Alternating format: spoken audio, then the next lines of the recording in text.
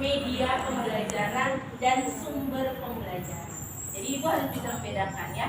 Media pembelajaran itu salah satunya adalah ini, APE, Lospad, segala macam. Terus kalau sumber belajar itu yang seperti apa Ibu? Sumber. Jadi ada dua, itu harus bisa membedakan antara media dan sumber belajar.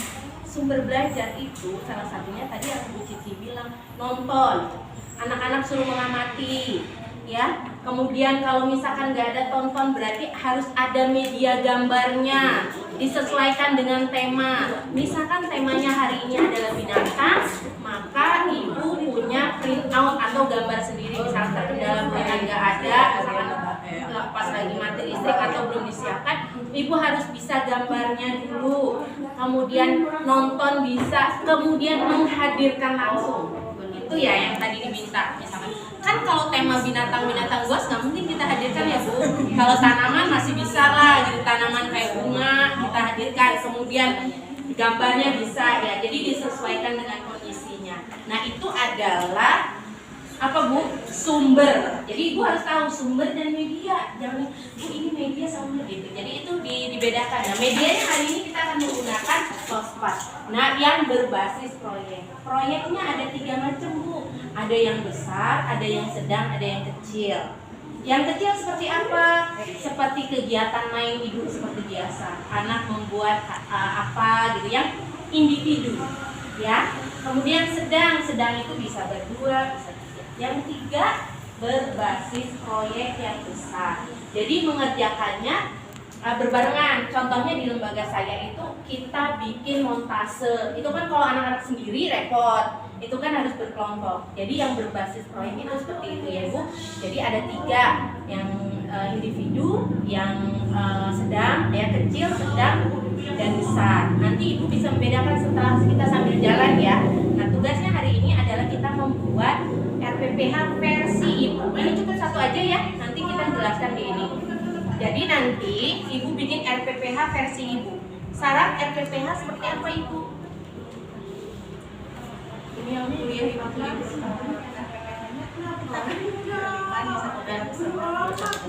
Satu aja, ini juga bareng aja kok. Nanti kita soalnya bahas bareng. Gak usah dipisah. Nanti satu bisa orang aja yang bikin. satu tulis. Jadi syarat RPPH itu apa? Gitu. Yang pertama yang jelas identitas. Pertama itu RPPH Ibu. Karena kita sekarang ada pandemi, jadi ada 2 kan, RPPH luring atau daring, ya kan? Bikin cukup 1 aja. Jadi mewakili Ibu mau bikin apa? Yang luring apa yang daring. Kemudian identitas, misalkan lembaganya apa, tanggal, semester, kemudian minggu keberapa, ya, gitu. Jadi Ibu bikin. Kemudian tema, karena kita lebih supaya nggak nganclong kemana-mana kalau bikin.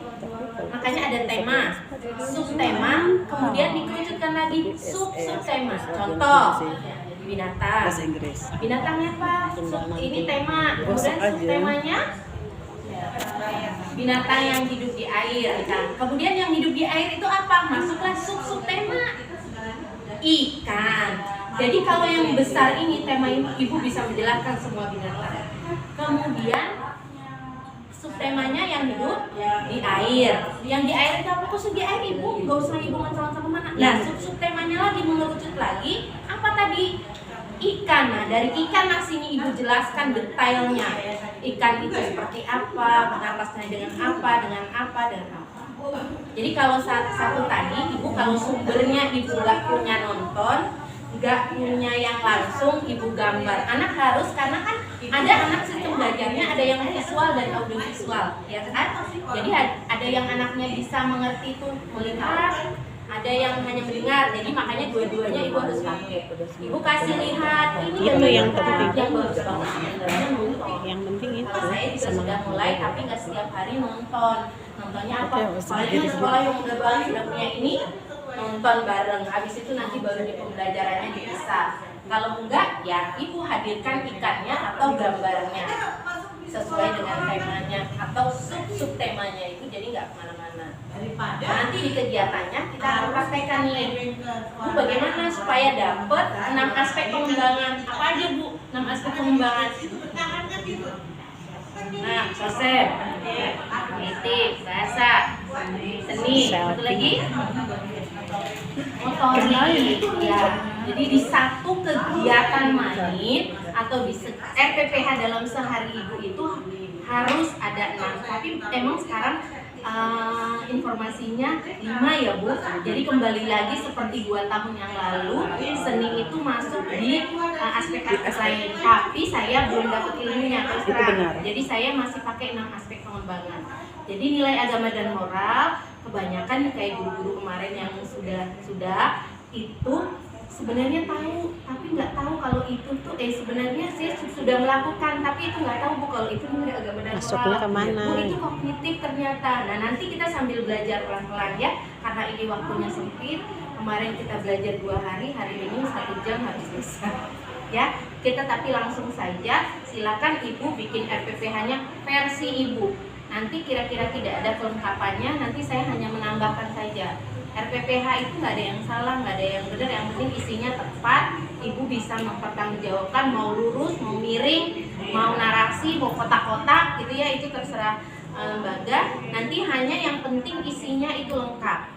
RPPH itu yang tadi, jadi ada judul, ada identitas, kemudian kalau yang sudah tahu KIKD, ya, ini yang baru-baru, ada yang baru nggak ini? Baru semua. Ya, ini nanti berproses ya Bu. Nanti kalau kegiatan gugus hadir, insya Allah bermanfaat. Nanti ada KIKD yang sudah tahu silakan. Kemudian ada indikator. Tapi kalau nggak usah versi ibu aja. Nanti saya hanya menambahkan. Karena takutnya nanti mabok yang baru-baru. Yang lama juga suruh mabok katanya ya. Ya, ibu silakan. Silakan dibuat. Yang lain susun lospatnya.